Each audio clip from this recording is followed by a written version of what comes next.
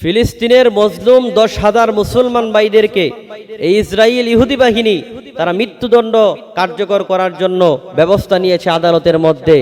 এই ফিলিস্তিনি মুসলমানদের দিকে তাকাইলে কলিজা খান খান হয়ে যায়। আল্লাহ তাআলা যেন এই ইসরায়েলের উপরে গজব নাজিল করে এবং এই ফিলিস্তিনি মুসলমানদেরকে মৃত্যুদণ্ড দেওয়ার পূর্বেই আল্লাহ যেন এই নেতানিয়াহুর উপরে গজব নাজিল করে তাকে ধ্বংস করে দেয়। এই জন্য আমরা সবাই দোয়া করছি, এই ইসরায়েলের উপরে আল্লাহ গজব নাজিল করুক, এই ইসরায়েলকে আল্লাহ তুমি ধ্বংস করে দাও, এই ইহুদিবাদীদেরকে, এই ইহুদি বাহিনীদেরকে, জঙ্গি বাহিনীদেরকে আল্লাহ পৃথিবী থেকে তুমি উৎখাত করে দাও। আল্লাহ তাআলা যেন এই ইহুদি বাহিনীদেরকে মাটির সাথে মিশিয়ে দেয়।